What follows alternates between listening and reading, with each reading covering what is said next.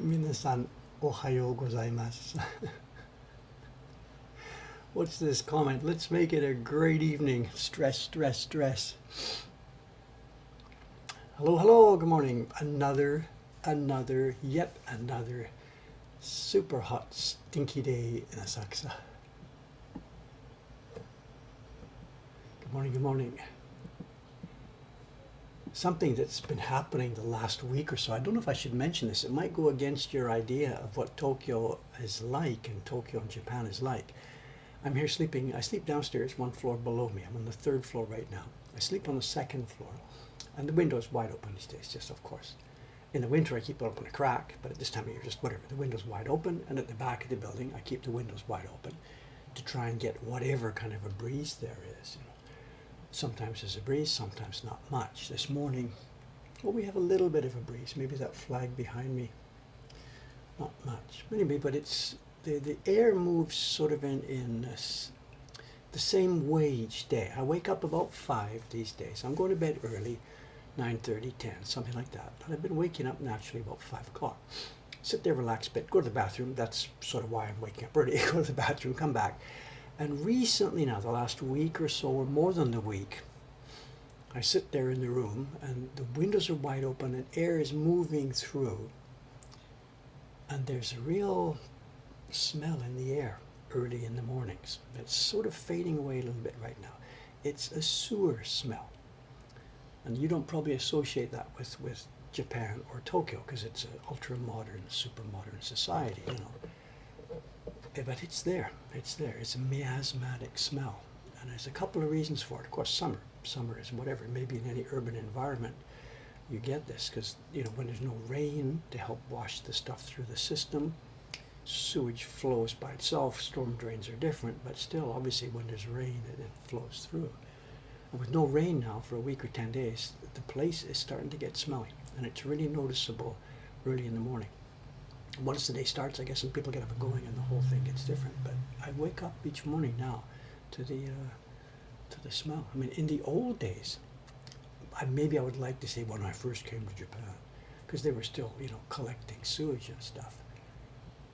Out in the countryside, it was an ever-present smell. But in town, you didn't smell it. But it's here right now. It's not garbage, it's sewage, absolutely. Another reason for that right here is because of the particular geography. We've mentioned this a few times on streams.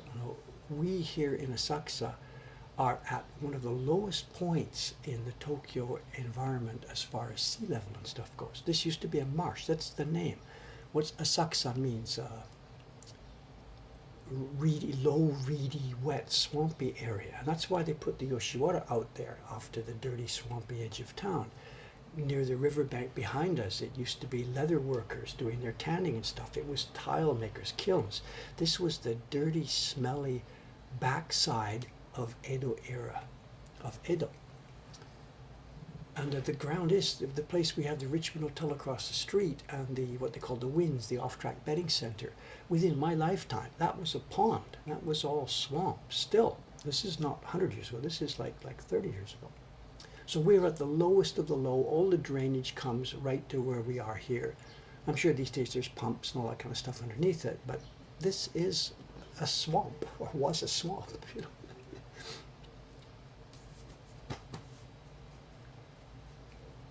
It's not grotesque. I mean, if somebody walking down the street now at the moment perhaps might notice it, perhaps not. But at 5 o'clock in the morning, the window's open, there's this thing in the air, this feeling in the air.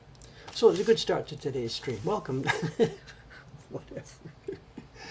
Okay, couple of things. Today's stream, it's going to be a chill stream. I was supposed to get ready yesterday. The plan for the streams was going to be next Monday is going to be a dosa stream, sizing stream. It may still be. Today's stream was supposed to be doing test color printing on the block set for the 8th print in the Dreams of Future Past series. Last night I was supposed to cut some paper, moisten it, get it ready here, and do a bit of preparation on getting some pigments mixed. I don't know, I don't have a real excuse, but whatever. I didn't get it done last night. Crashed, relaxed. I was sitting on the lawn in front of Sensuji. There's a nice new place to relax in front of Sensuji Temple, and I kind of stayed there a bit too long, so I didn't do my homework last night, and I'm not ready to do color testing this morning. There's still a ton of work to do, so relax. We do have a stream. We've got some prints to open, and then I have to, because the deadline for this is 10 o'clock this morning, I have to cut and trim the next batch of Patreon chibi prints. So you're going to see this morning guillotine work. Did I fix the audio after last show and tell? Did I fix the audio? Did we have a problem? Did I fix the audio? Panic. I've done nothing. We have stereo mics here this morning. Left mic is here. Right mic is here. John Becker, the lawn. Yeah, there's a lawn in front of Sensuji. They ripped up some of the old concrete and tiles. This is not, this is a tennis lawn. This is not actual, grass. It's green stuff that's it's fake, but it's really, really comfortable, and it's a place where you can sit down, you can lean back, put your head on your shoes, and just chill and watch the night sky and watch the lights come on Sensuji Temple. It's really, really, really nice. Now you're saying it's right-sided. I have no control over the two mics. They are equidistant from me. My thing is showing green bars up and down. If I touch the left only, left bar. If I touch the right one only, right bar.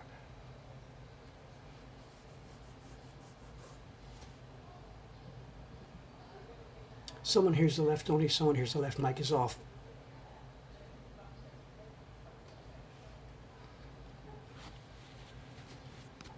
Here's the left mic. We will turn it off. Left is now off.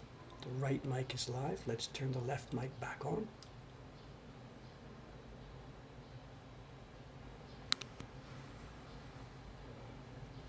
To me, it's completely normal. I'm sorry. Completely normal. Let's get some work done. New York Times, Sunday, July the 27th. Yeah, the last few days, news and stuff to show. The last few days.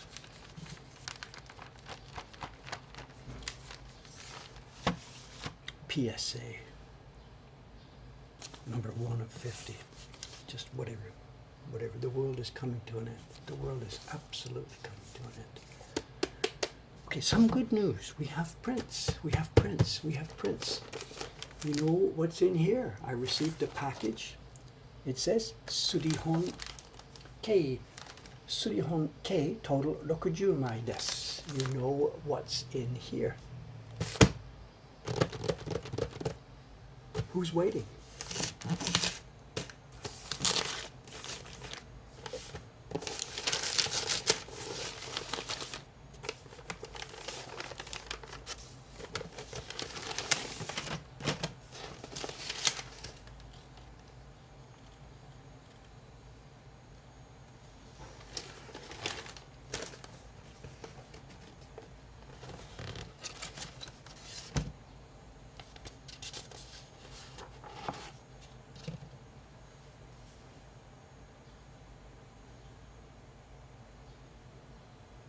Congratulations to the top 60 people on the waiting list.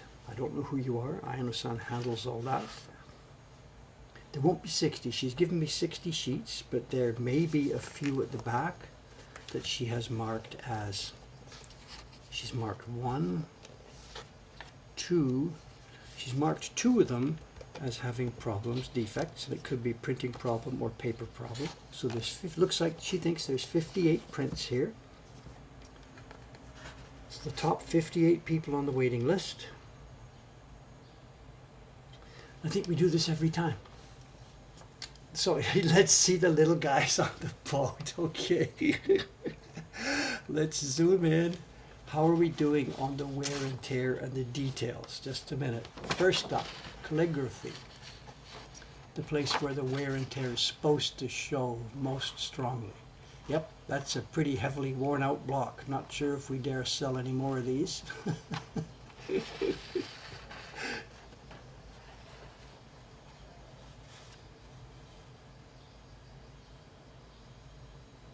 She's printed this with a bit of a heavy touch, you know. It's a little bit heavier than I would prefer. I wonder why. I wonder if she's having trouble with the block. This is a bit heavy touch. She's really blasted on the pigment. That's kind of what this print needs. Look at the gradation.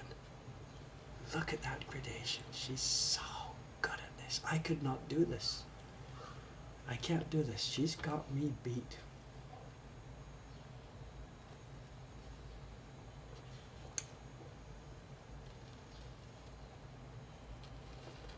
Another place that you really look for wear and tear is the end of the... It is showing, you know. There's no... I can't pretend this is a brand new block. Look at the line there. The surf line. Look at this. That is showing not a perfect line anymore. So there's no question about it. We're now up to whatever it is. I didn't even know. 3,500 copies or so of this thing. It is showing wear. I can't pretend it's brand new. But do I think this is below the level at which I would want to sell it? I got no problem with this. I'm sorry. I have absolutely no problem with this. The fuzziness and stuff you see here, this is built in. This is itabokashi. This is supposed to be fuzzy on the top and sharp on the bottom. That's a feature, not a bug. But yeah, look, here we are. See the dotted line there? This is a little bit broken down.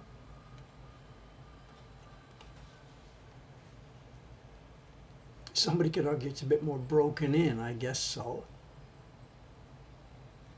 But do I have any hesitation about putting this out into the world? Not at all. Again, it's a bit darker than I like. Not quite sure why it should be. She's been regular and steady with this. Maybe it's just that one on top. I don't know. Let me just grab into the pile randomly and grab another one. Are they all the same? Oh, that's a bit better. This is not so heavy-handed.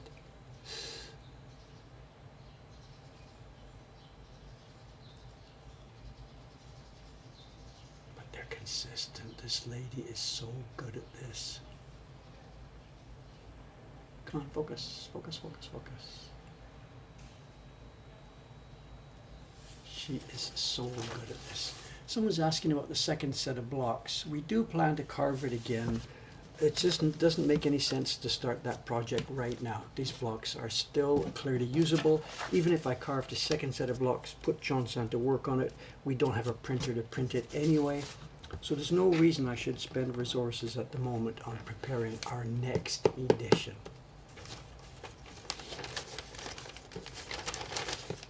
Chon-san's next project, at the moment he's working on the reproduction of the Hokusai Asaka Festival print, the Hiroshige, you know, the one with the cat in the window. And he's nearly finished that now.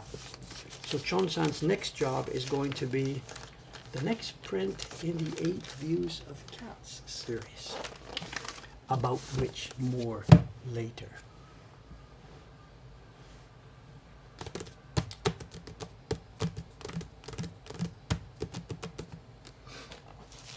We have prints, this batch of prints. This is from Mr. K.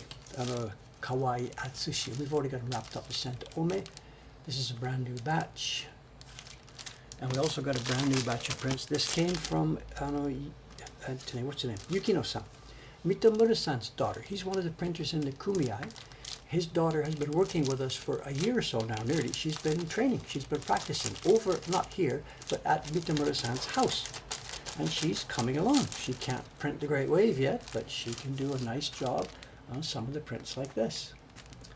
So this is one of our trainees, sponsored by our printer trainee. If you've clicked the button ever on the website where it says pay for our printer trainees, trainee printers, she's been paid by funds that you've sent that way. I don't know, she's okay at it, but still it's for small jobs. She doesn't have stamina yet. She can't print multiple overlaid colors yet, but she's coming along. It's a start. It's a start. And before we start the work, there's one more package. Look at this. from another one of our printers. What could this be? Size, dimensions. This has come in from another of our printers. Any bets? Any guesses? Actually, it shouldn't be wrapped up here. It's supposed to go out to our Ome workshop over the weekend, and that's the reason it got wrapped up. I'm going to spoil their party by opening it, and they're going to have to wrap it up again.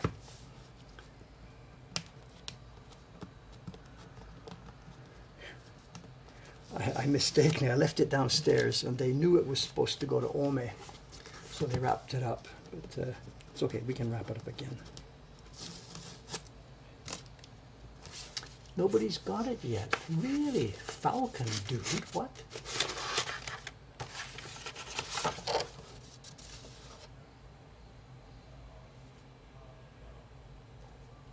Let's check this guy out. How's he doing?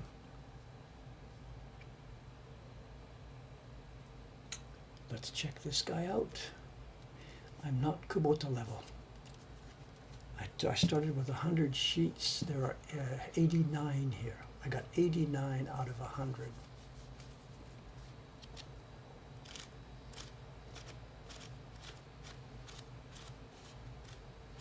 How's my gradation consistency compared to Kubota-san? I'll flip pretty quickly. Let me flip quickly through that stack.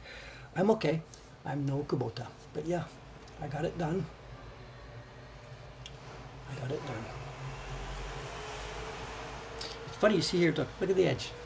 This is where the paper goes in the registration marks. You know, you see me with the spoon, and there's nothing on the front, but it does pick up at the very edge. So when you see them in a stack like this, you see that edge. One by one, you get the print. Nobody would ever notice something on the edge like that. But when you stack them up, but 89 out of 100. Yeah, 89. Sorry about that. Whatever. And Kubota-san will do the 200, and he'll pretty much reach almost 200. You know.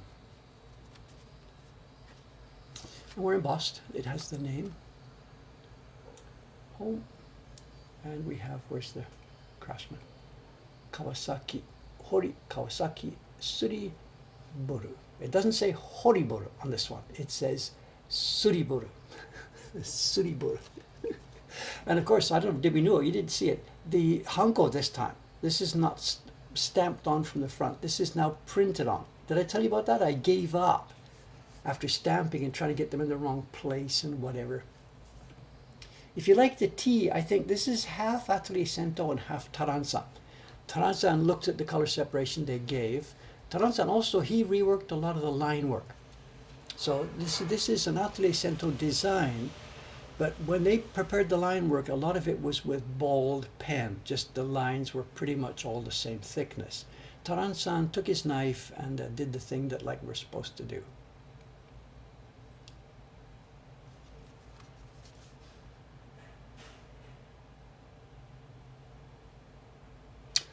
Oh, yeah, we have a big problem here. Look at that. That's right.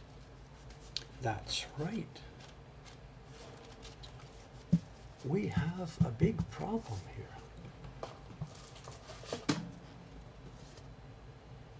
It's not Kawasaki-san.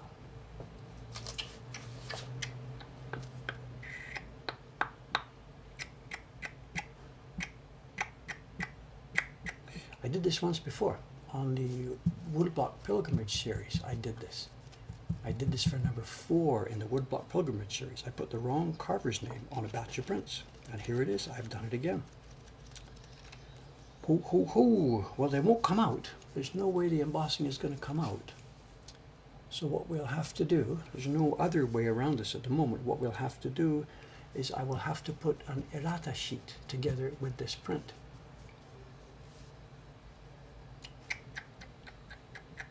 Look at that. We always check, we double check, we double check, we double check. That's how tired I was. Okay. When Taran-san hears about this, holy crap, when Taran-san hears about this. Is he here? Oh, he's not. Oh, he's here.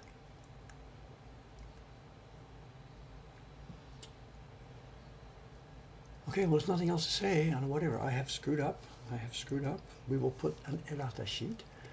And over the years, it's a bit, there's no way to get around this. We will put an errata sheet in the package with the thing, but over the years, some people will keep that together, and over decades and 100 years, they will get separated.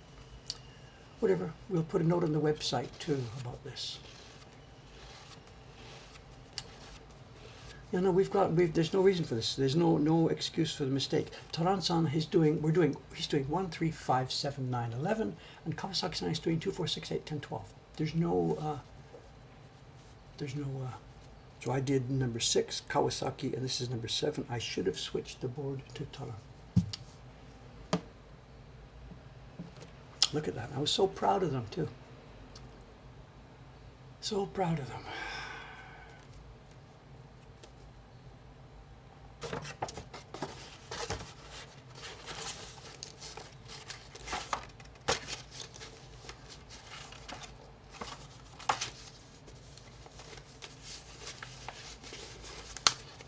There's also a bit of a backstory though. There's a backstory. Timing. There's a backstory. I don't know how much I can say. There's a backstory. Oh, whatever, 10 days ago or something, Ayano-san in her inbox gets a letter from a customer. He got the wrong shipment. He had ordered, he's getting subscriptions, and he got number 3. Then next month he got number 4, whatever. He's getting 2 subscriptions at a time. And the customer said, "Hey, thank you very much. I just got the last print. I opened it up and I got the same print repeated. Somebody at Mokuhankan made a mistake, and they sent me the same print again, twice. He's got 2 different series." So Aino-san, it theoretically could have been Aino-san's mistake. Maybe she sent the wrong information to the shipping department, but no, she didn't. She sent the correct information. It was somebody in our Ome shipping department that had been a bit careless and had pulled the wrong print, put it in the package, and sent it off. Mistakes happen. There's been a problem with a person in our Ome shipping department who has made this mistake many, many times. Dave has been okay with this. First thing when there's a mistake is you try and figure out, is it the system that's wrong? Is our system difficult to understand or something like that? So whatever, me and Ayano-san, we work through this and the system is okay.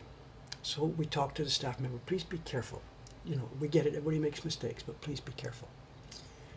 X weeks later, same thing, different customer, same problem.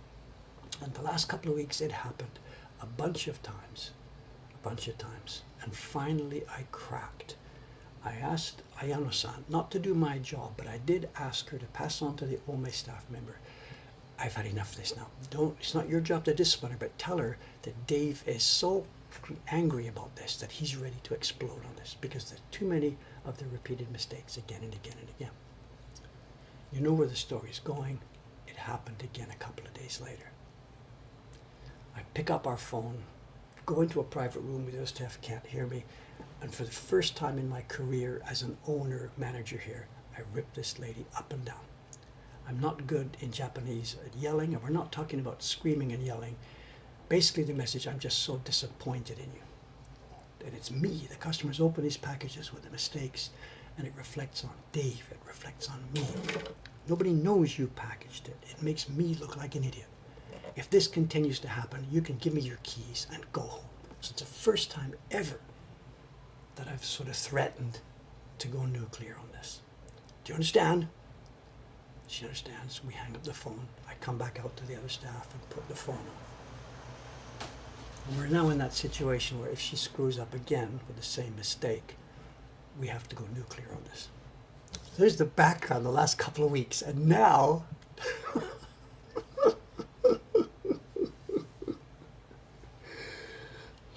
and now here we are. Not only do I screw up live on,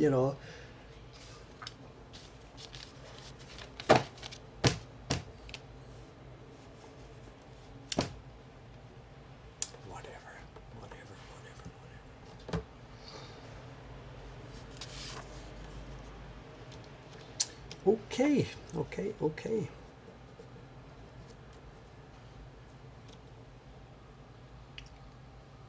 Measure twice, cut once.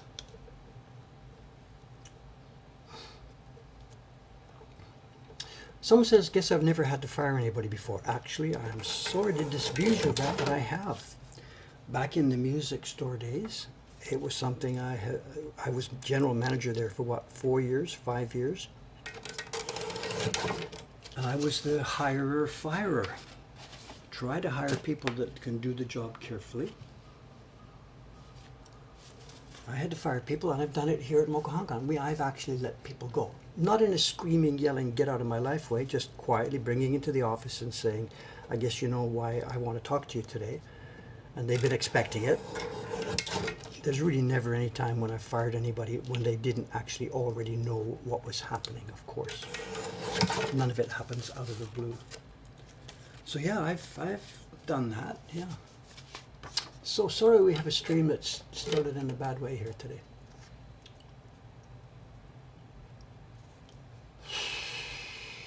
Hori Kawasaki Suribo, look at that. I was just on what's the word, on robot, I was just on automatic.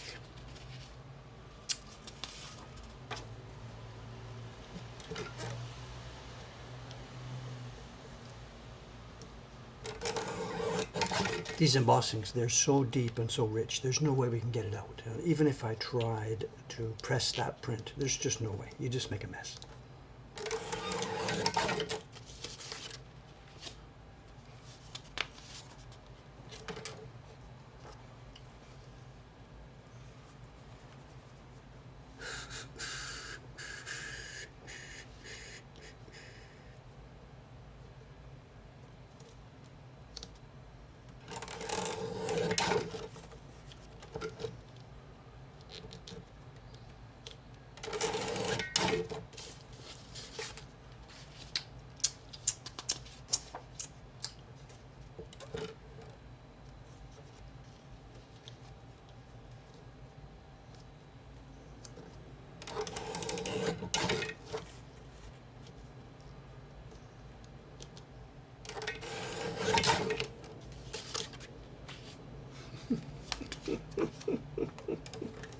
Someone says these prints have now become more valuable. No, they're not. I don't think so. I'm sorry to, I disagree with you there, you know. Not at all. There's nothing interesting or valuable about those at all. It's an error.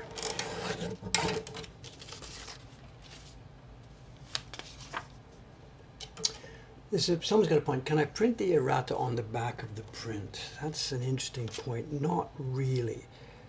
Not really. Anything we try to print on the back of that, I mean, what are we going to use? A pencil, a pen, laser printer?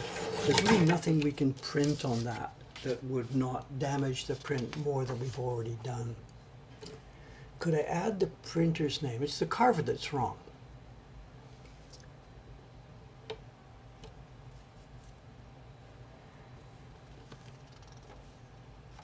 Could I add Taran to it now?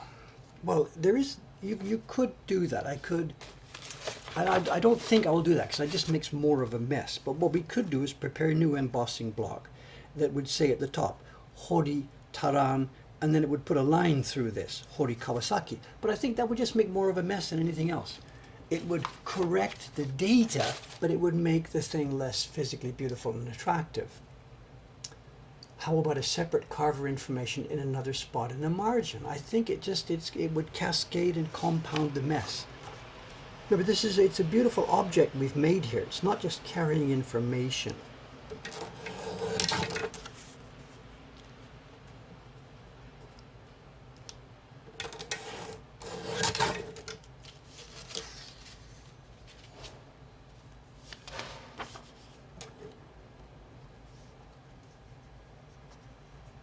Well, someone says, shows my character how I own up to it. What do you mean? I broadcast it on live.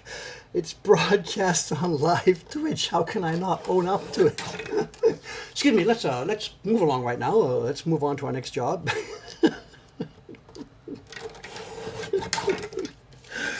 I don't think I had a whole lot of choice on that one. So.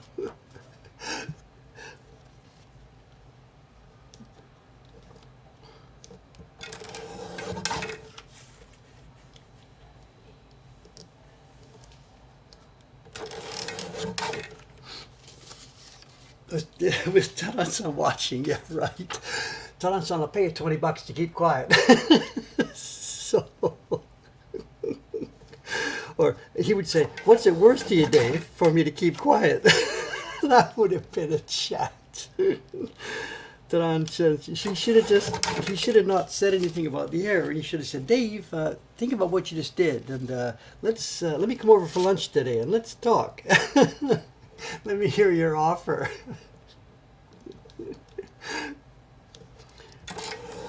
Maybe Taransa lost an opportunity here.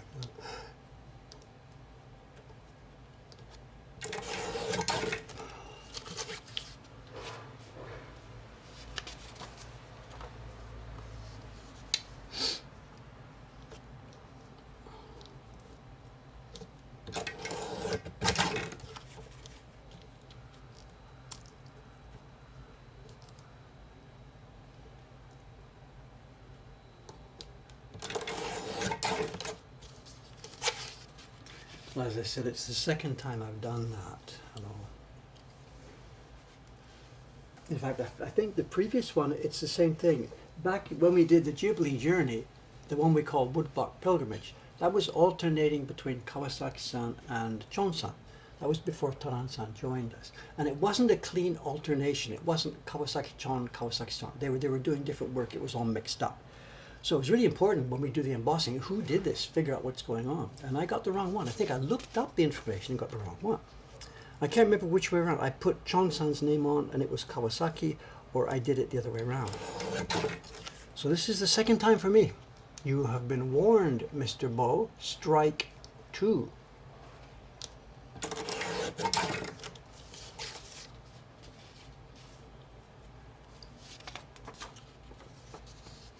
Well, there's that too. 99% of you can't read it anyway. So that's, Taran-san, that's not going to make him feel any better.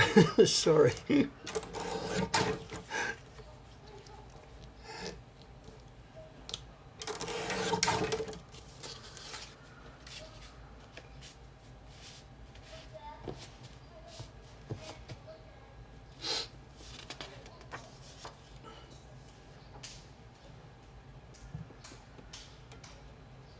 What's this Taran-san saying? The last time was also me. No.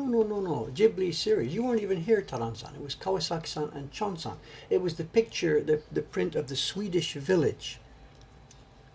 You were still, you hadn't been conceived yet or something. I don't know.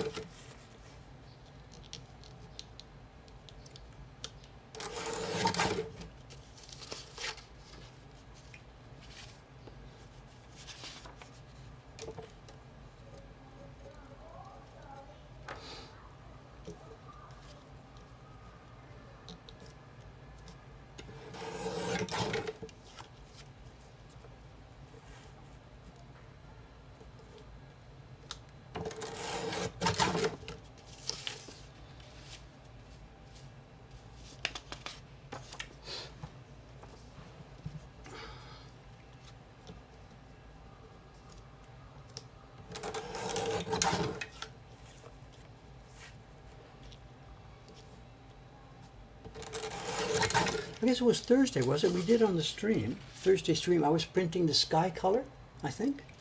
What did we do? Thursday, I printed the sky color on the stream. Then we had that show and tell, big opening those big packages, the three big, huge prints of paintings.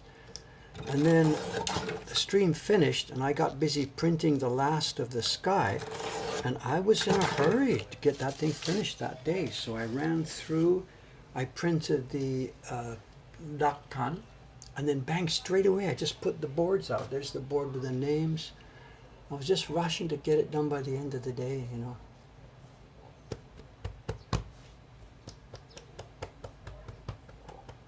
What are we talking about? There was another name mistake in a later series.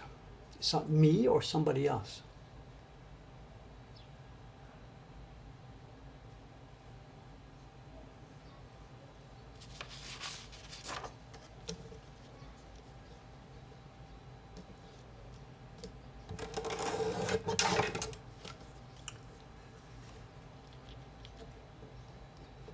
Well, we don't usually make mistakes with the printer name, do we? I know my own name, so if I'm going to emboss something, I'm not going to emboss it Carver, Kawasaki, printer, Kubota. We don't do that. So Taran-san wrote in chat to correct it. There was one. Yeah, I started to make a mistake. Is that one? Something like that. I got it ready and I got the wrong plate or something, or I did one, and then Taran-san wrote to yell, stop, stop, stop. I think there's something like that, right? Something like that. I don't remember, I'm sorry. But we got it stopped, right, before.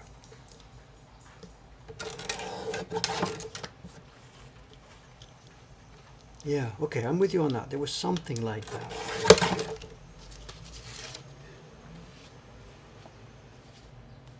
Actually, we're just trying to erase Taran-san's name from the whole office here. You know? Pretend he doesn't exist.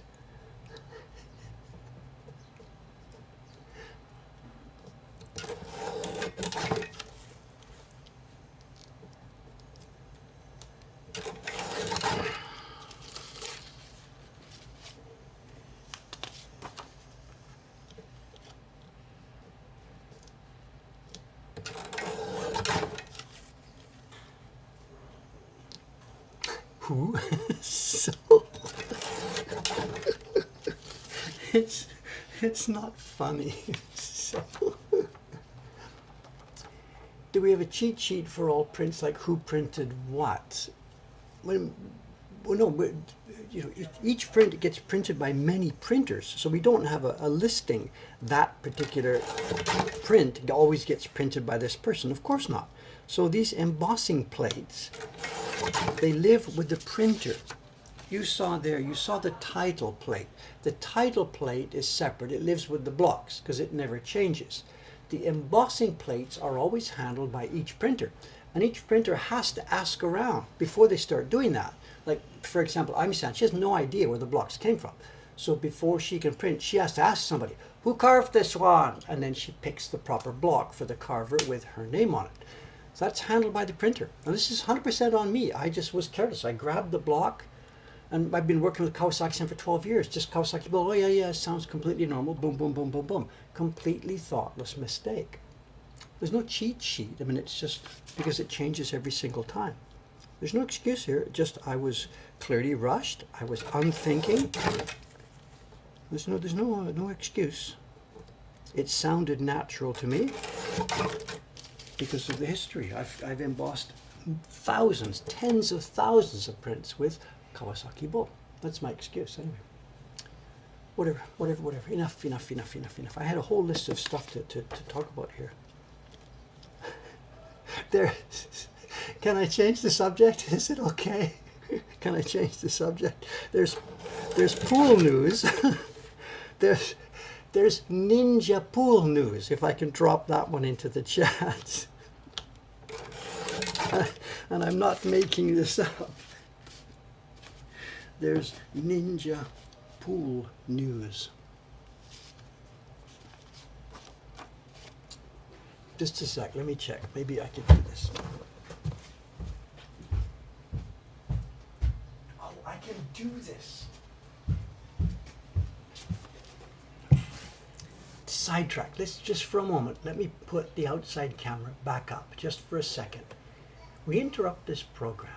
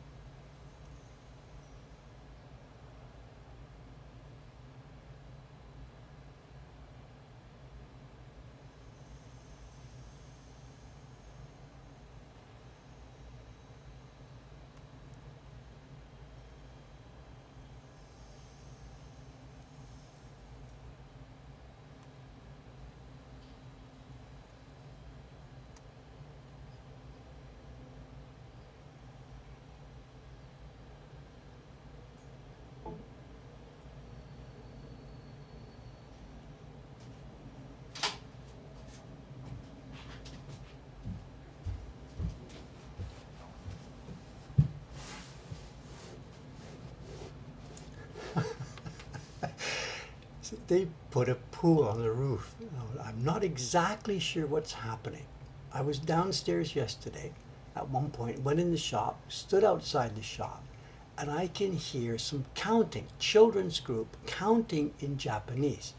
Ich, ni, san, yan, and a bunch of little kids all shouting, sort of in time and not in time. And I'm like, what's going on? And I look up towards the ninja store, and I can see up on the roof of the ninja. From downstairs, I couldn't see the pool, but I can see that there was people up there. There were what looked like mothers, there were clearly little kids, and there was a ninja boss, and I could hear them chanting and counting. So I quickly went back into the building, came upstairs, and just as I got up here to see what was going on, they were finishing. And a kid was dripping wet, being hauled out of the pool. The ninja boy had pulled him up, and they're all clapping, success, success, clap, clap, clap. The mother's there. The kid is soaking wet in his black ninja outfit, now totally dripping wet, wiping his eyes. And they all go back in the building and go down. Now, I don't know what's going on. Your guess is as good as mine. Let me get the camera back for a second. Hang on.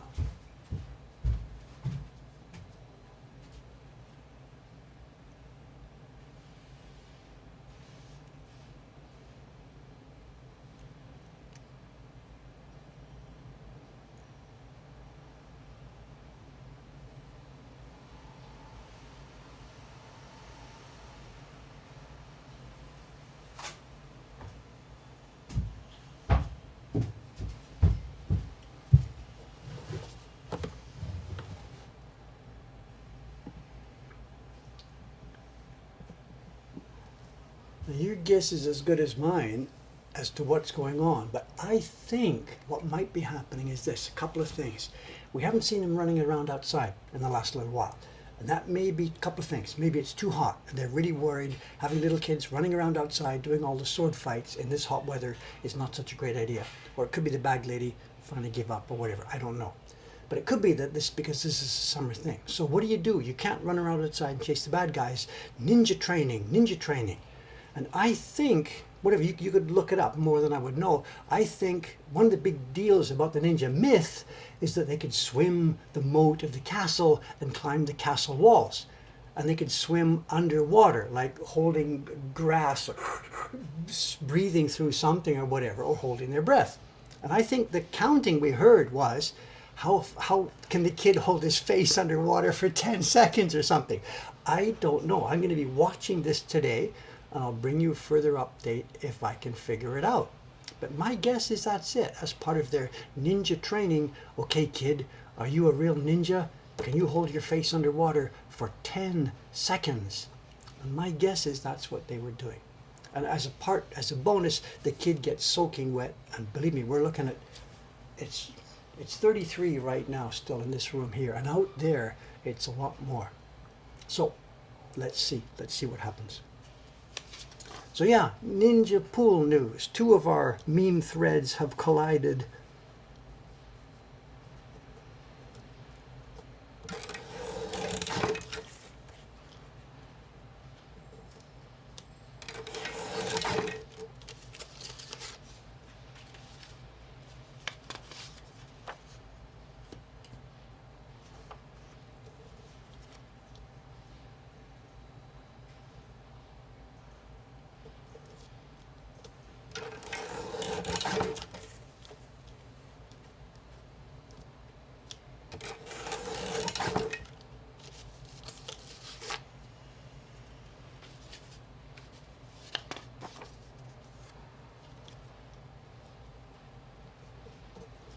Well, there's a bunch of activities they do indoors. They have a shuri taiken. You know, the what are they called in English? The throwing stars. Is that what they're called? Stars. I don't know, something.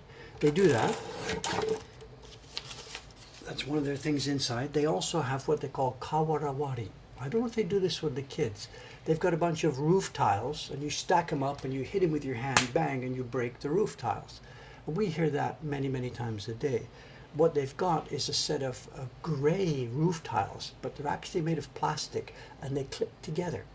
once you know what's going on, you can see it. But if you don't know what's going on, it looks like a bunch of roof tiles with old cracks and stuff all broken up. And you hit them with your hands, and they all break in the same place and cascade onto the floor. And they do that in the evenings. They have the ninja bar, and people that are in the bar, the guys keep telling, hey, do you want to show your girlfriend how much of a man you are? You know, you can break some tiles, you know. And the girlfriend will say, yeah, do it. And the guy's going to say, like, I really don't want to do that. I don't want to break my hand. And yeah, whatever. They've had a drink or two. So we will hear that lots of times. The doors are open, and we hear the crash of the tiles. Then they sweep them up, put them together for the next customer, and away they go.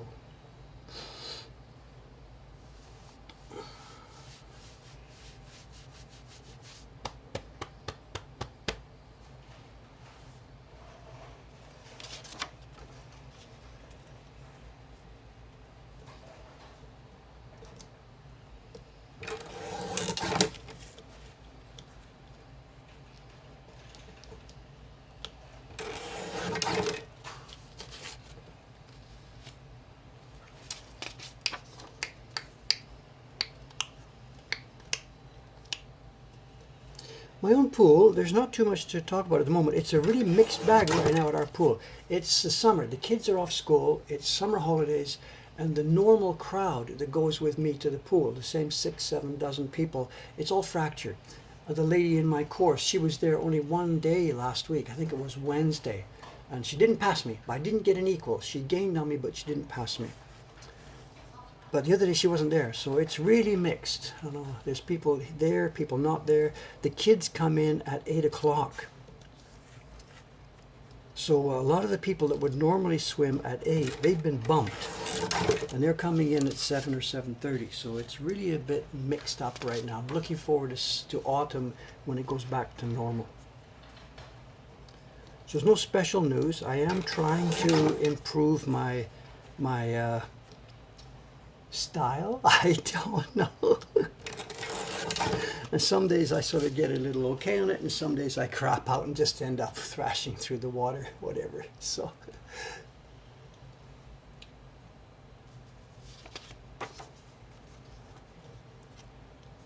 there's no specific pool news. I've got a good, I got 2 zeros with her. The last two times we've been in the water together, I got 0.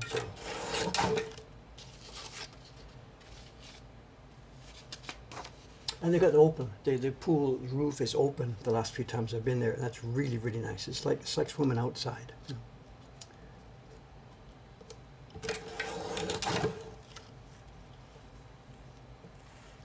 The Speedo guy, he's there now and then.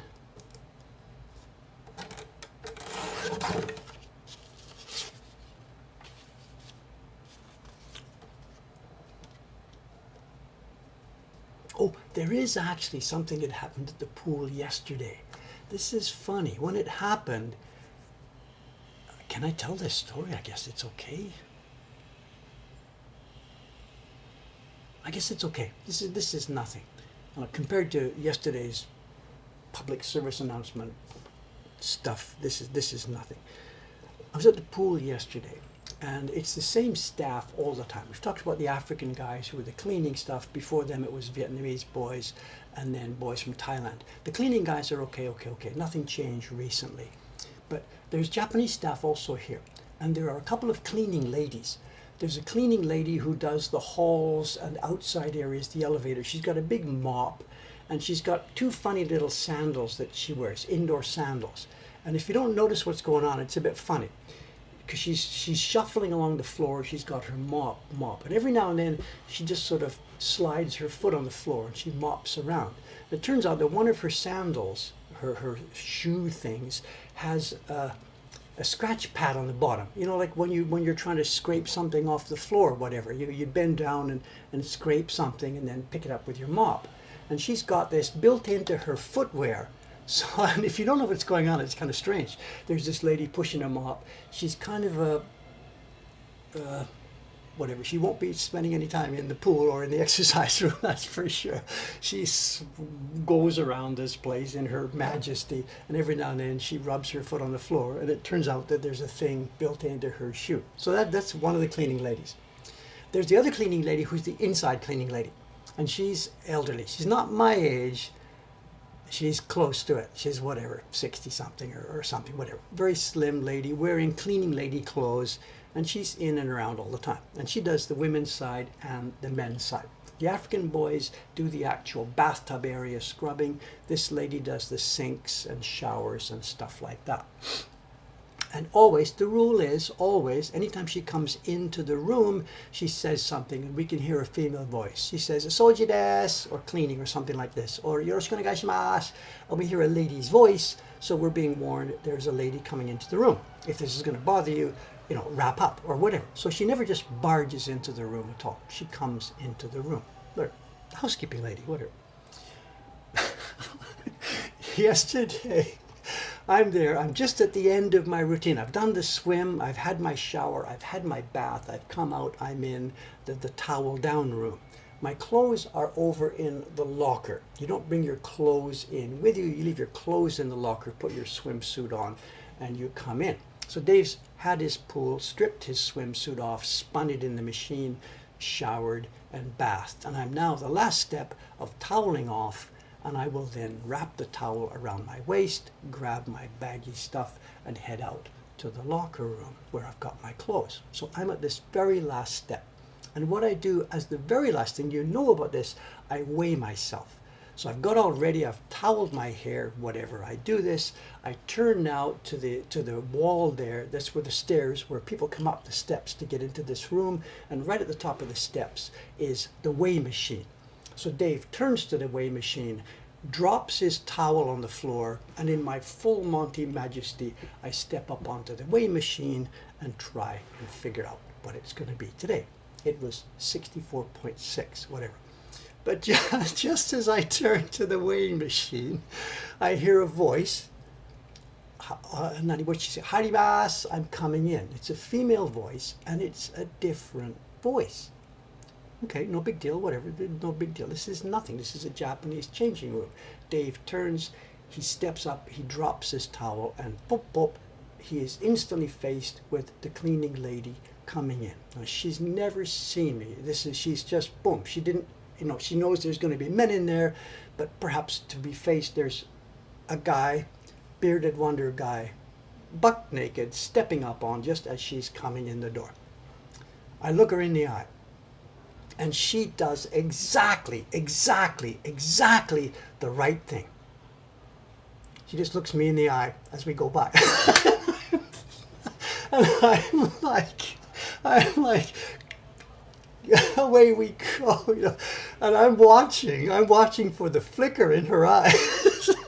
And if this was the other way around, you know, biology, you know, you'd sort of, your eye flicks around the other person, and she just stared me down. I'm looking at her, and she didn't blink, didn't do nothing, but she didn't like look around. And it's just a split second. It takes 1,000 times longer to tell you the story. It was just a split second instant. I turned around, dropped the towel, click, then she's passed, and it's all over. But lady, you deserve to be here. You're okay. You know. Could I have done the same thing if it had been a situation the other way round? Or would my eyes have inadvertently gone, you know, flick around? I don't know.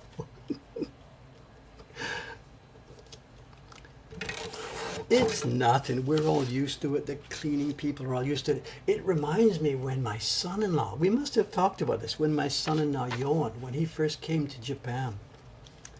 We were building the shop here on the second floor, and to build the shop we had to renovate the bathroom. We had to shut off all the water, so we had no way to get cleaned up or whatever. And at the end of the day, we've made tons of mess. We're dirty, we're filthy.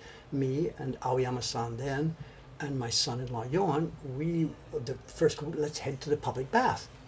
And my son-in-law Johan, he's like, public? What do you mean public bath? I said, Johan, it's a public bath, Sento, Japanese bath. You know, we're going to get clean.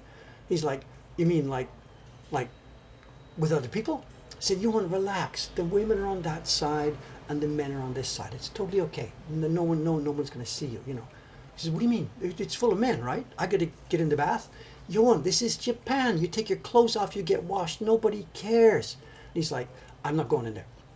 And it's funny, I guess different European cultures, whatever, Germans have their nudist camps, the Finns have their sauna, whatever. I guess the area he comes from, Slavic country, Eastern Europe, I guess this is a thing where you're not ever like naked. Your mother saw you once upon a time, but that's it. People don't see naked. And he was really, really, really worried about this. And I'm not trying to tell a bad story about Jan, but that was his culture. He did not want to do this. But there we were filthy, and I mean dust filthy. You could draw a line in your forehead on the dust and dirt. We had to get clean before we could head to our hotel. So we drag him down there, pay our money, get our tickets, and he does not want to go in. He's really like, he does not want to go in, but he's like, this is a life crisis for him. So whatever, we go through the men's side. See, Johan, the women are over there. The bath is separate. We're okay. Just relax. Everybody's cool. Nobody's looking at anything else. And if you want, look, see how the guys walk there. They hold a little towel in front of them. So it's okay. You could be modest. So finally, you don't wear a modesty towel, but you hang a towel. You can just hold it. And it's not, no one will think, ha ha, he's holding a towel. It's just normal behavior. Some people stride around, some people will do the right thing and hold the towel. So we finally get in there. I'm stripping off, I'm getting ready, I got my towel, and Johan is slowly unbuttoning his shirt. It's like a condemned man heading for the scaffold. He's really, really having difficulty with this. But finally, whatever, there's no way for it. He's got his shirt off, he gets his pants off, he's got a towel, getting ready to drop his drawers, and in the door comes Haribas and the lady with the sweeping towel. It's the worst possible timing ever. And the guy says, he grabs his pants back up, and that's the end of it for him. So I gotta wait with him now until she's out of there, and then I didn't set him up. I did not set him up. But okay, he did end up going in the bath with us. The first day, it was tough for him. The second day, he's getting used to it. And I don't remember, by the third or fourth day, he's like, is it time to go to the bath yet? Because just he now loves this. It's just so pleasant, the bath, the hot water, the relaxing, whatever. So the first day was tough for him. Maybe it is for some other people. But he soon got used to it. And he's then like, let's go. Let's knock off and go to the bath. And let me... Johan, we have some work to do.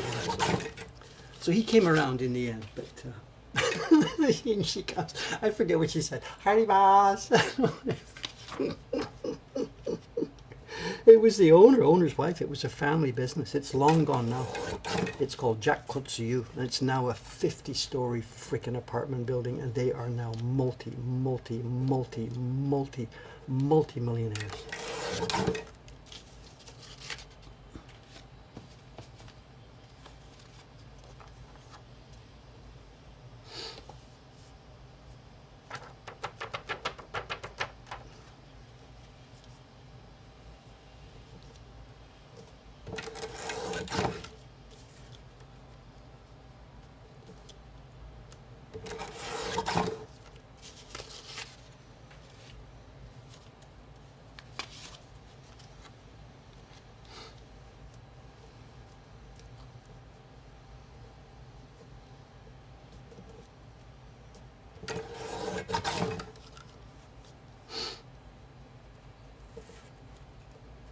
This is a swimsuit spinner, of course. What do you mean?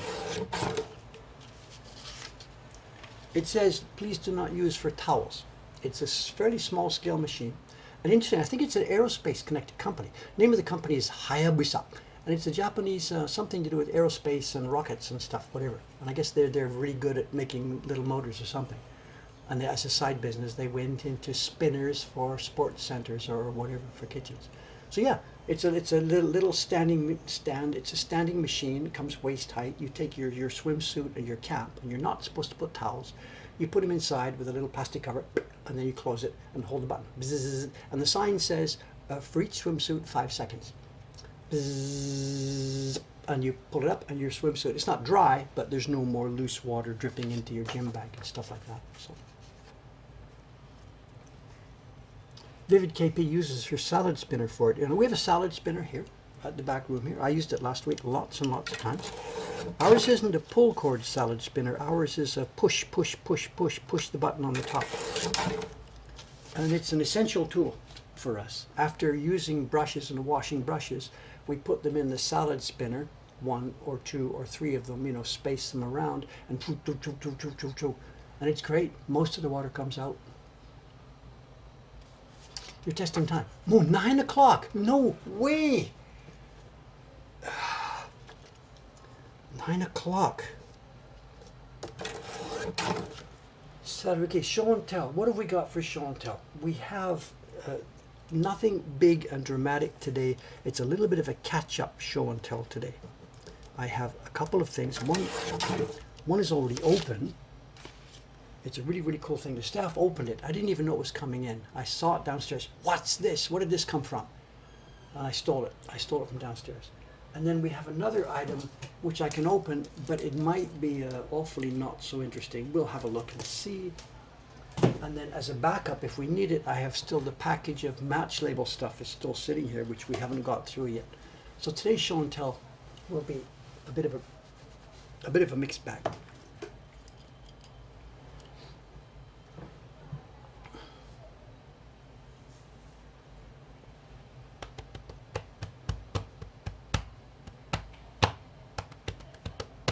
David KP, you've never done, you didn't use the one here? What do you mean? We spin our brushes. You didn't do that when you were here?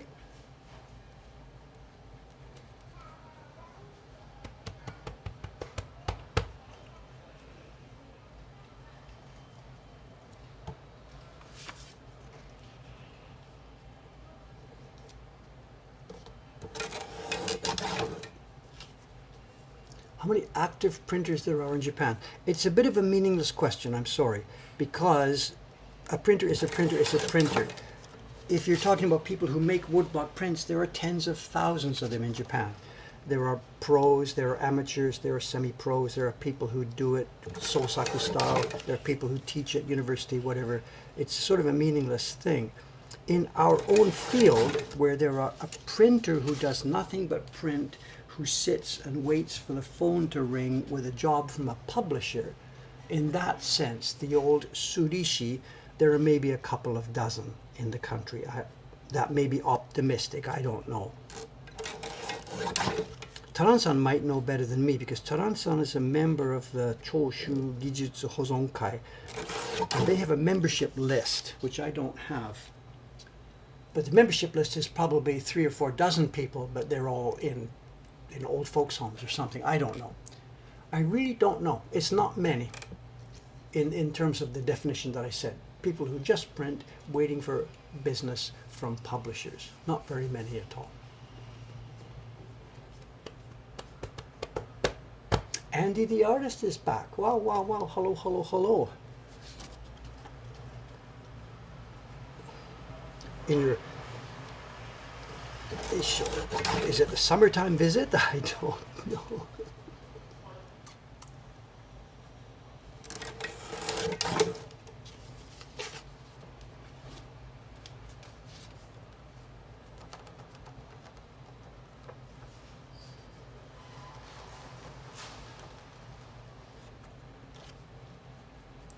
Someone's talking about pre-salad spinner. I don't know. Salad spinner dates back to when I was doing this by myself.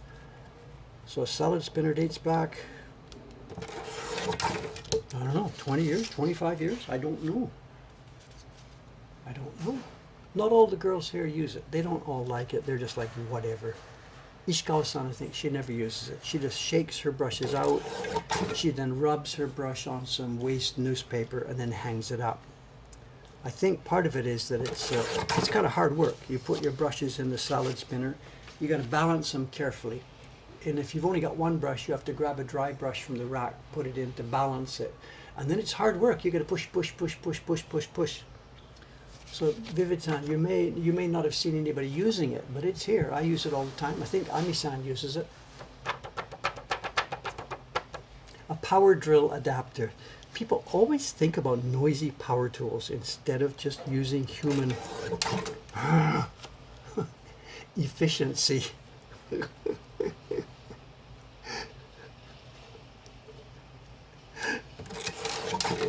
Efficiency, all in the name of efficiency. Power that, automate that, more power, more noise, more energy.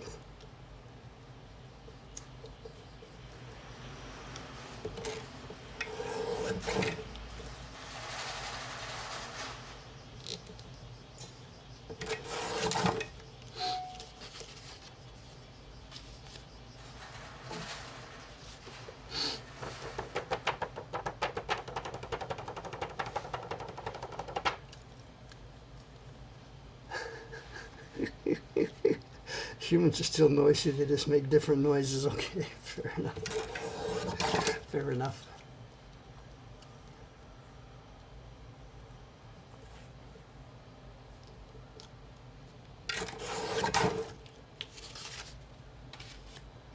Is someone suggesting I take my brushes to the gym? I don't think they'd be very pleased about that. They give off a lot of dirty water. You know, the thing is, you put 2 or 3 brushes in the salad spinner after a day's printing here. Push, push, push, push, push, push, push, push, push, push, push, push, zzz, push, push, push, push, zzz, push, push, push, push, zzz. Take your brushes out, and a freaking gallon of dirty water pours out of that spinner. It really works. It pulls a lot of water out of the brushes. But I don't think that's the kind of water they want in their swimsuit spinner at the gym.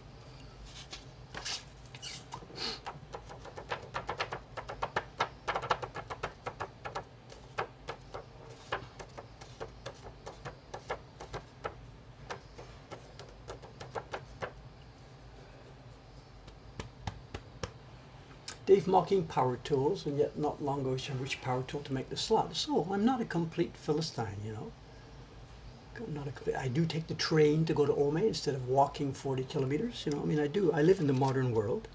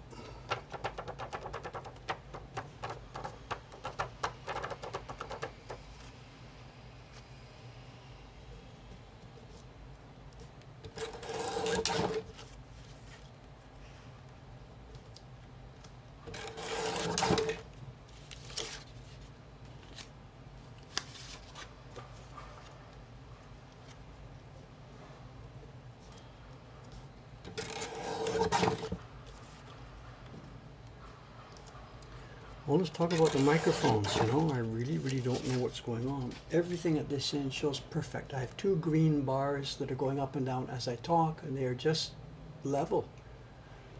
They're just level. I can't adjust the volume, the gain per mic.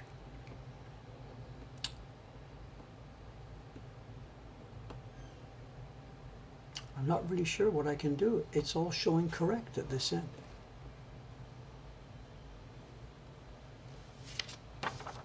Next time, swap the left. We can swap the left and the right now. Here's the one on the left. I'll turn them both off. Oh, here's Sadako. One sec. Off.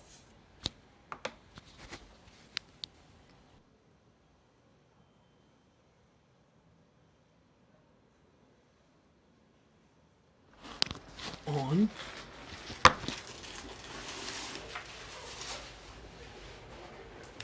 On.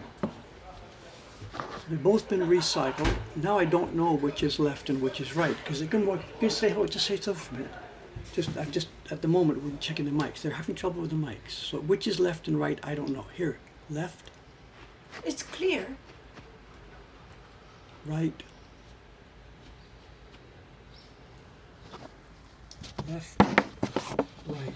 There are persistent reports of people having trouble that they can't hear on the left side. Well, right now, I don't want to get too much involved there right now. They're saying correct, correct.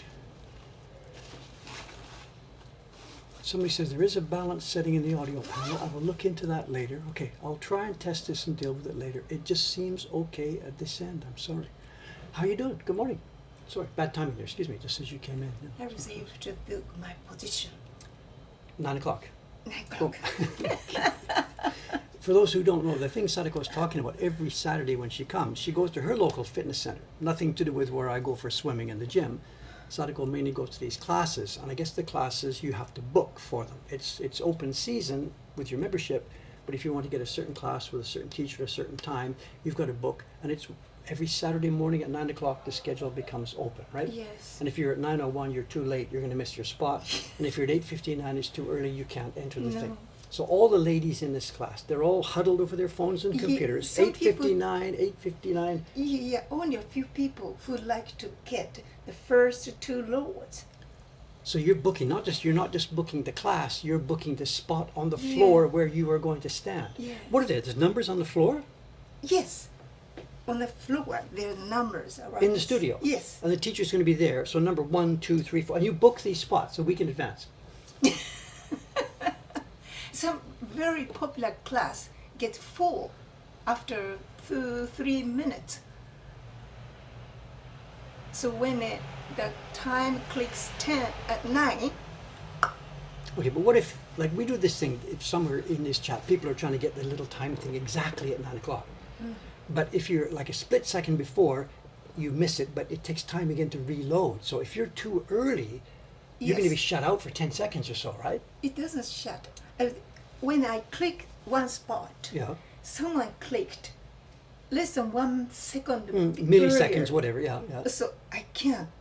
Oh, something's wrong. Okay, click other spot. Yes, but then now you've lost a couple of seconds. Okay. So, but the thing is then, you've had this competition for spots. I beat her this time, I got it. Yeah, but then you show up at the class and now you're dealing face to face with these Yes, people. I had a problem before. I clicked number 3. Yeah. And that lady approached me. It's my position.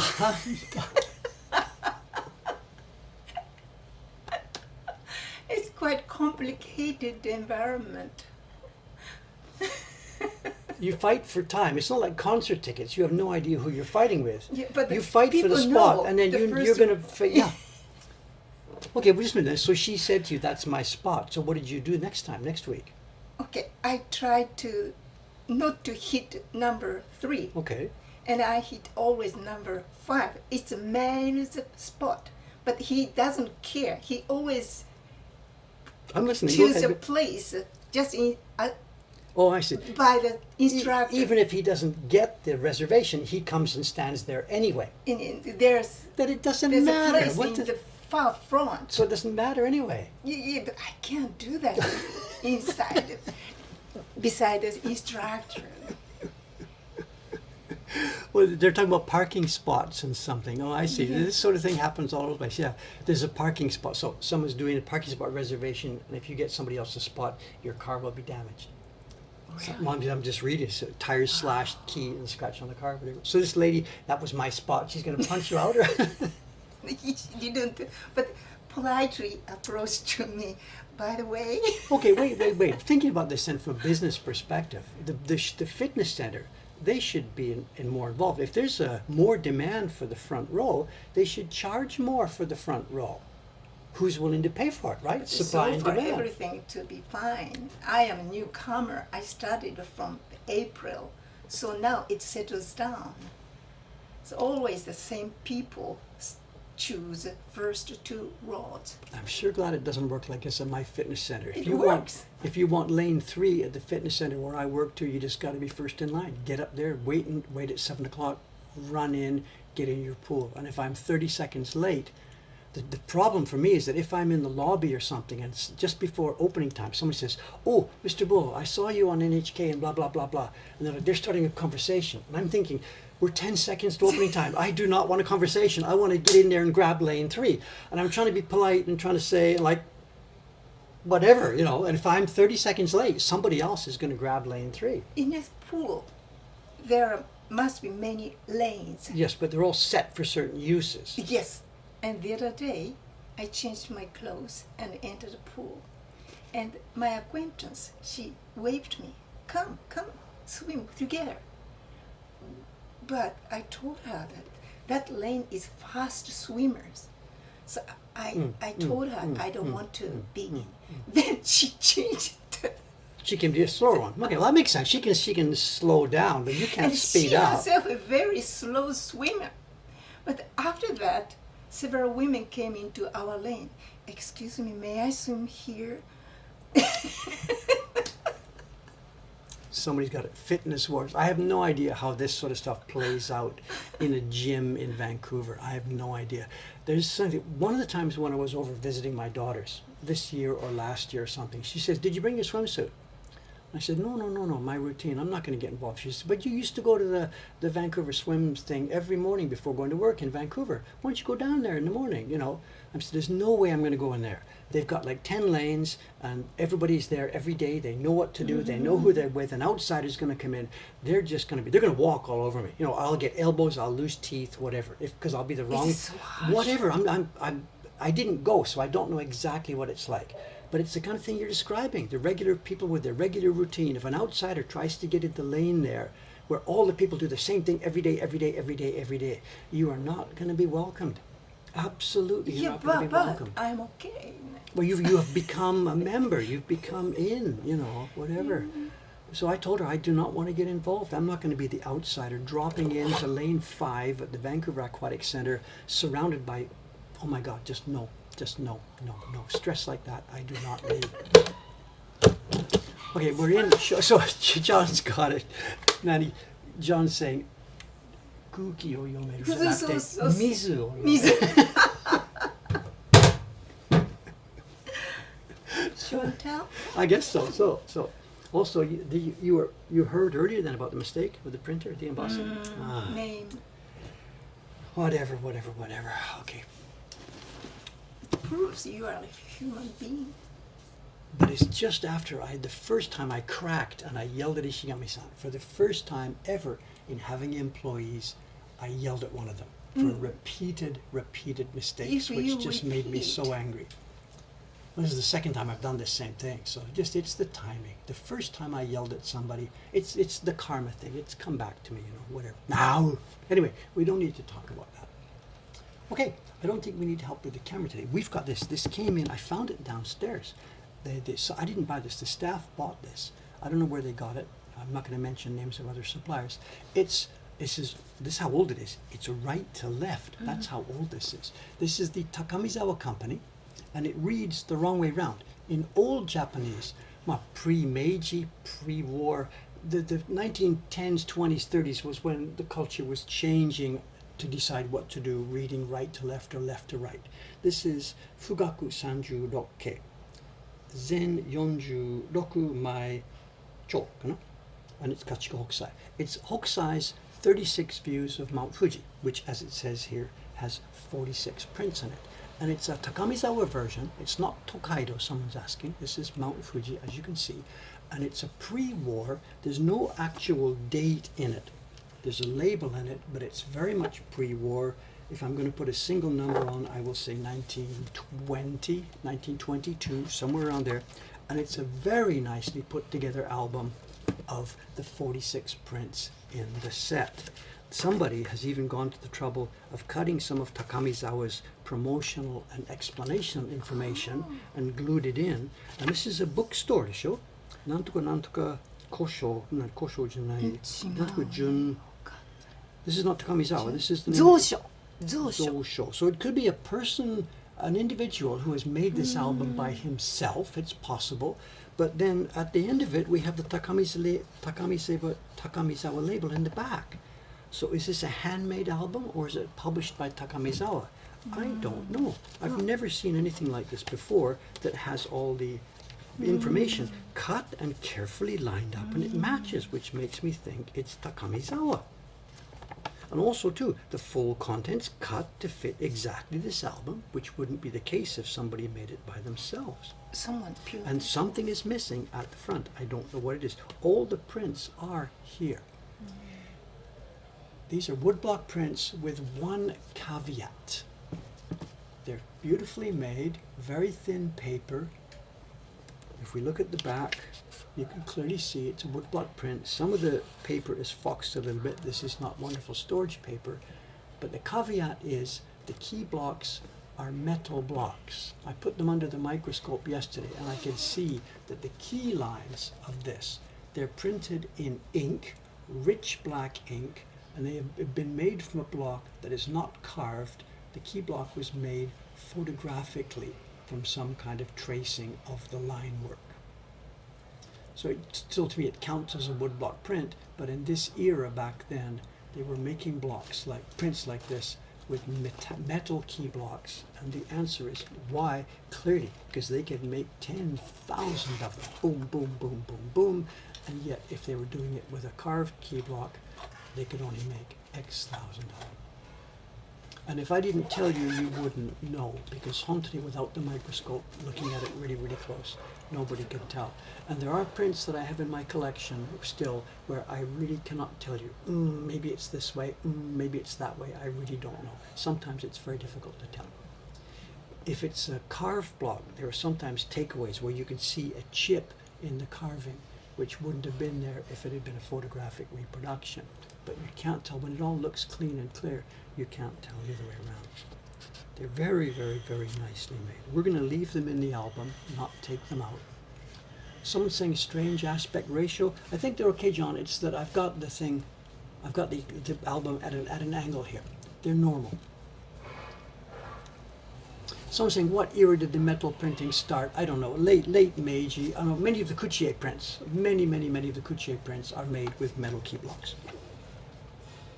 And it's still happening today. Yoshida, most of the Yoshida prints, anything with any kind of detailed work on it, they're made with a metal block. Not the same specific technique as these, but they are made with metal blocks. These are Kinzokuban. The Yoshida are using what's called ironban, zinc blocks.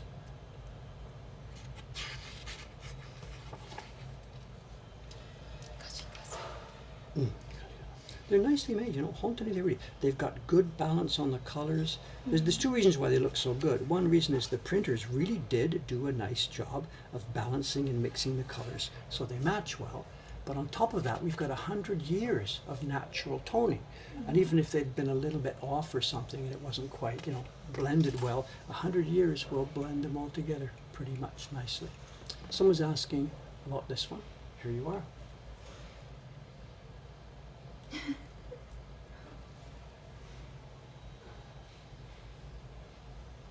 They've done nice. Look at this. We don't do this on ours. But you see what they've done? I wonder if that's on some of the originals. They've done a gradation up at the top here on a separate block. This line shows chipped area. Well, it's, Worn out? well, no, metal blocks are not going to wear out. That would have been the way they drew it. He intentionally made Well, again, how the metal block was made photographically from an original, I don't know. But look at this. This is actually effective. The deep shadow inside the curl. Do you see the cuticle hook? We don't normally see this. It's not on our edition. I don't know that I've ever seen this before. There's a secondary shadow here as well. Look at this. And another one down here. Whoa, they've gone to town. Look, look, look. All of these curls have gradations underneath them. Look at this. These guys have absolutely gone to town. Look how effective that is down here. That's so effective. I don't remember seeing that, you know. So they carved separate. I'm trying to think how it's... There's a block for the underneath blue, which goes under the darker blues. And that's got the foam cut out of it. There's a second block for the darker blue, which has to match exactly because it also has the foam cut out of it. So thinking about it now, if I were trying to put that gradation in, I could bring out the block again, the same block that had done the lighter blue, because it also goes under the dark. So there's maybe not necessary to have a new block for this. You use the block for that lighter blue. Not this light blue, there's three blues. This is the light blue, I'm sorry. This is the medium blue, and that's the darker blue. So bringing out the block for the medium blue, you could do this gradation with that block. Ho, ho, ho. Very nice. I didn't even notice this. Look at that. Someone's talking about the foam. Yes, John, the foam is mixed in all Great Wave, good versions, in ours too. Look at the foam here. It's blue. It's a cutout in the darker block, but not in the lighter block. So it's a half foam. There's foam here on this one, right by my nail. It's cut in the dark blue and in the light blue, so it shows white. Do you see what I mean? Some of the foam is white. Look at the foam here. It's blue foam. So it's cut from one block, but not the other. And that's the original. The original is like that. And our version has the same thing. Not all the foam is straight white. Out in the air, the foam is one foam pattern because this is one block. You print the sky with a light gray first, and then you go back with the same block and you print your dark gray.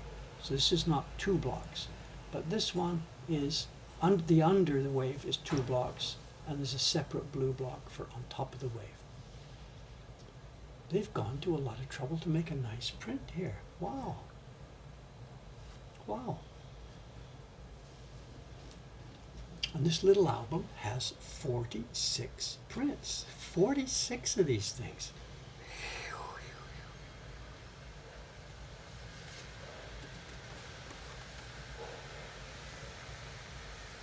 This is not escaping into the shop, I'm sorry. The big boss here has put his hand down and said, sorry, this one is mine.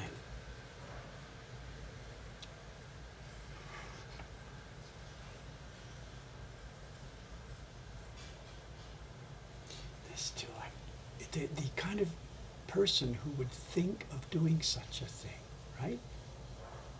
This is a reflection. It's Mount Fuji reflected in water. Now, we all know how reflections work. I mean, it's basic.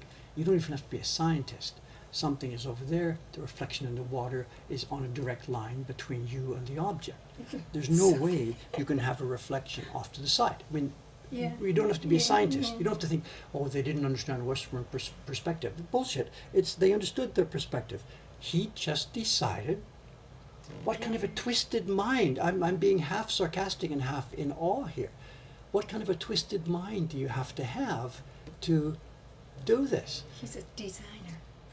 No, he's crazy. There's just, I'm sorry. And I use the word, he's not normal. And I'm full of admiration. You're not a normal person. A normal person could never, ever, ever do this. As a balance. It's glorious. Of course it's glorious. Yeah. And then, the fishing boat. Without the fishing boat, does it still make sense? The fishing boat's there. Should he have put a bird up here? Well, I don't know. The other thing about this is I never noticed this myself until I read it in a book one day or something. Someone mentioned it's not just a reflection. The season changes. Have you seen it? Well, look, the mountain itself, what's the season? Up here, the mountain. Winter. Whatever, no, you can see cracks. Okay, but look at the reflection. The reflection has snow. Snow, so. Yeah. So. And I'm like, what? What is going on here? People can enjoy two seasons. Well, or is that a Hokusai's idea, or is it somebody in a publishing company pasting something together? Mm-hmm. I can imagine Hokusai just turning it in like this. And somebody at the publishing company saying, tell you what, let's fill that space.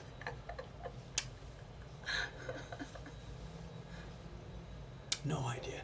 Just the more you look at these things, the more you think about it.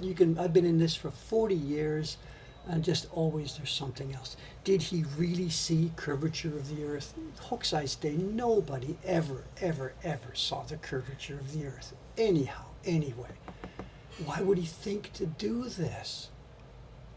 He had knowledge that earth is round. Okay, maybe there's intellectual knowledge, but nobody standing here on this planet can see the curvature. I mean, come on, have you ever seen the curvature? He's showing off. It just doesn't look normal. The people must have thought, why did he do this? It looks crooked, But someone saying the Montgolfier brothers saw the curvature, whatever, I can't argue the point. They're so much fun. Just so much fun. Go downstairs. Okay, just see you soon. Thank you. Yeah. Bye.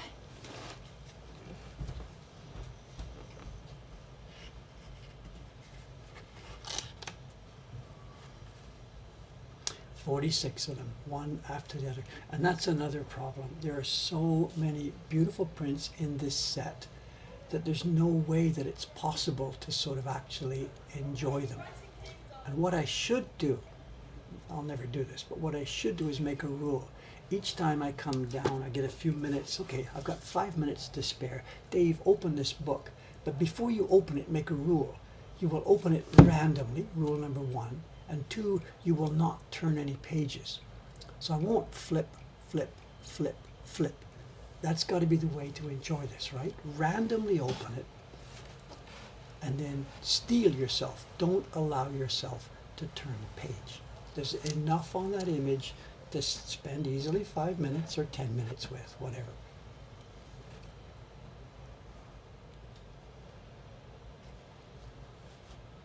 This one is fun. There are versions of this print. It's a little bit visible in this one, but not so much. There's the boy, the headless boy. This one's sort of, yeah, I'll have to explain what I mean. There's a woman with a child. This is copied from Hokusai's other work. He uses the same standard, woman and child, all over the place. There's the guy doing the sawing, another man up top doing the sawing. And then we have a sharpening dude over at the side. He's sharpening. But there's one more person in the print, and sometimes you can't see him because we have these pine trees that are done with these round green circles in the background. There's all these pine trees with the round green circles. And there you are, there's all the pine trees, and there's a pine tree with a round green circle. And then in front of it, we have a headless boy. And some of the versions where they've used the exact same colors and the exact same tints and tones for the pine trees, you don't notice it. The boy's head becomes a pine tree, circular pine tree, and there's a headless boy sitting in the middle of this picture. This one's not so bad, but it really is a thing in some of the versions of this print. There's also, too, an example. I must have told this story before. James Michener, dead, long dead now, 1990s or something, a hugely respected commentator on Japanese prints. Books about Hokusai, books about this or that. He picked this print as an example to show how Hokusai would exaggerate and twist the real world to get his visual effects. He talks about a few things. The Mount Fuji is not that steep. Hokusai exaggerated it. He said there's no way that board would be stable on this kind of a triangle. Hokusai has exaggerated it. There must have been different stuff holding that board up. And he said the two men carving with their saw back and forth, shoop, shoop, shoop, with their big crosscut saw. He said Hokusai has split them up for visual. He said he's moved one guy down here and moved the top guy up here, even though the saw now doesn't join up. And that's a mistake on Michener's part, because these guys are not working with a Western crosscut saw pulling from both ends of the same saw. They are working with Japanese crosscut saws, which are not two-man operations, they are one-man operations. You push it, pull, push it, pull. And we have one. My granddad here in Japan, he had one of these things. So this is Michener, a little bit misunderstanding what he was seeing. But yeah, it's clearly exaggerated. The guy standing up on that board, he'd be off there dead in seconds. There's no way it could be standing up like that. So I'll give him part of his argument. Anyway, there we are. There's 46 in there. I had other show and tell stuff. We didn't get to it. Obviously, it doesn't matter. Here we are. So eventually, this book will go into our collection. It'll be online, but for the moment, that's what we've got. Let's go back and look at those blue curls.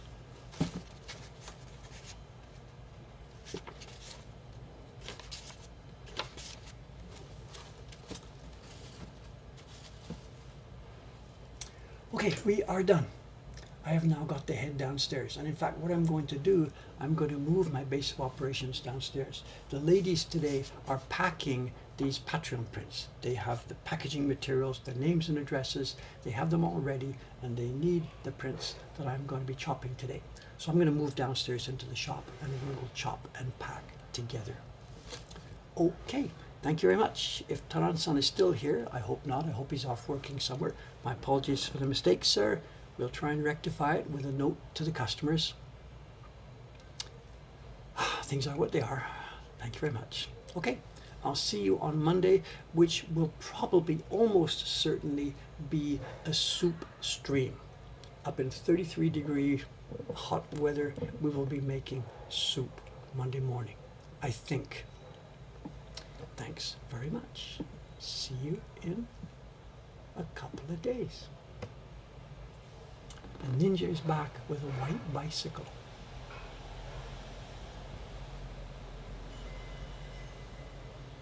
F-134, what's that all about?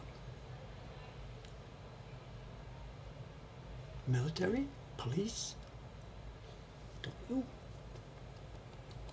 We didn't see that. Okay, thanks very much. See you in a couple of days.